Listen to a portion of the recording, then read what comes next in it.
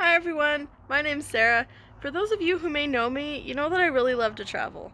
I love seeing new states and new countries, and I found it really hard during the coronavirus and the lockdowns to be able to do that. So I figured today I would show you one of my favorite things to do while I'm stuck at home. I hope you enjoy! For this tutorial, I'm going to be showing you how to transfer images onto wood. More specifically, this image onto this wood plank. Before you begin, you'll need a few items. A flat surface, such as a ruler or a brayer or even a paint roller, some tape, some transfer film. I got this on DASSart.com.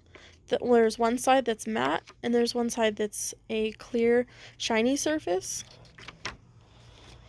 You'll also need some DASSart super sauce mixed with some isopropyl alcohol. You'll have to let this mixture sit for about 24 hours before you use it, so I recommend preparing before you do this project. Mine has lasted about 3 months and it started about this full and it's doing pretty good. The last thing you'll need for the actual project is a surface. You can use any sort of wood or metal surface. Wood is a little bit easier. Metal tends to peel off and not be as solid of a picture. The last thing you need after completing your project is this Rust-Oleum Universal Clear Durable Top Coat in the dead flat texture. You can see here more in detail why I chose the dead flat. You can still see the texture of the wood and it still feels very matte. If you put it at an angle, it doesn't have any harsh reflections like a gloss would. It almost feels like the ink soaked directly into the wood, and that's all because of the dead flat top coat. So the first thing you're going to want to do is choose your panel or your piece of wood. So you could use just a normal box panel. I purchased these on Amazon. They're 8x8. You can also use any sort of piece of wood that you'd want to transfer onto. You could use a raw edge piece of wood. This is how that looks.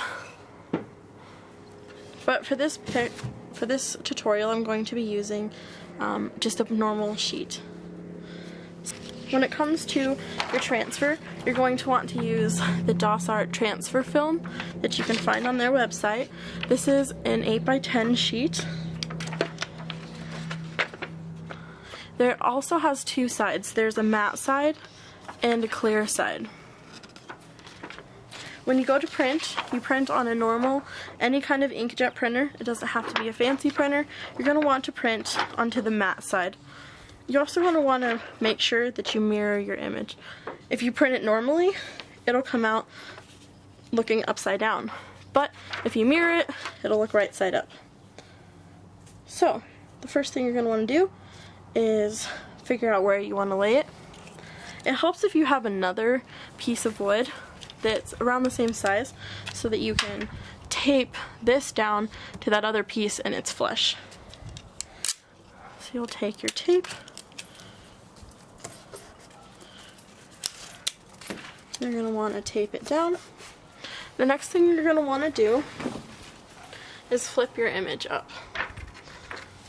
Now you're going to be using a concoction of isopropyl alcohol with the DASSart super sauce. I'm using the gloss super sauce. You can use the matte super sauce as well, but you're going to want to follow the directions on the bottle and make this mixture about 24 hours in advance.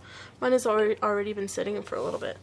So you'll take your brush and you'll saturate the board.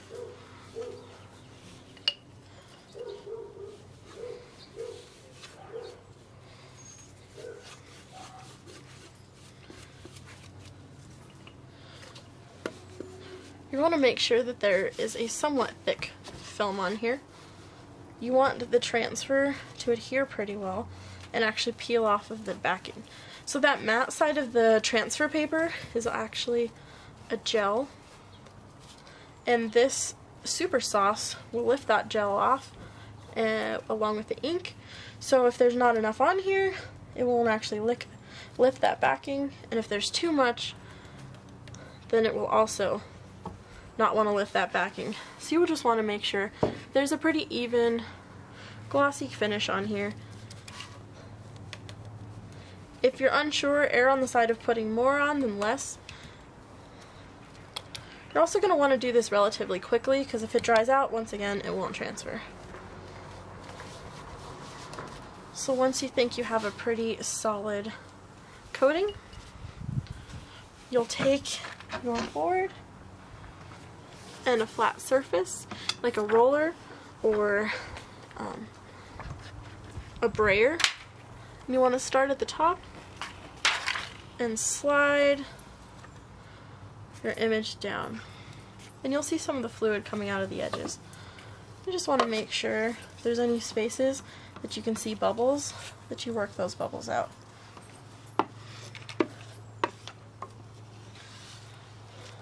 And then after that, you'll run your finger along the surface of the edge and the image.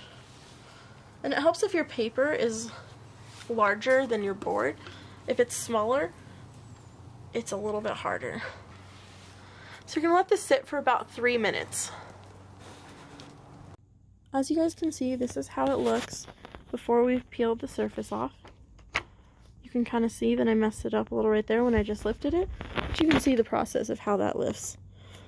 Just want to check along all your edges and make sure you crease it a little bit. You can see over here where I messed up the corners, but it makes it look a little bit more rugged. I chose a black and white image for you guys, but you can also do it with colored pictures. After your timer is up, you're going to take your transfer, you're going to unstick it from the top where the tape is, and you're going to slowly peel back the film, making sure to pull at an angle so you don't lift unnecessary pieces. And there you have it. Your transfer has been complete. You're going to now take your image and allow it to dry for about 30 minutes. Helpful tip after you've completed yours, if it's having some bubbles, while it's still wet, try to poke them with a needle or pat them down until they're flat. Once these dry, they still exist, and the film will then be like lifted off the surface a little, so once it's dry, if you pop them, they'll kind of flake off, so it's better to fix them while they're wet. If you use a roller such as a brayer while you're putting it on, you can also avoid some of these steps. And this is the finished product after the spray top coat.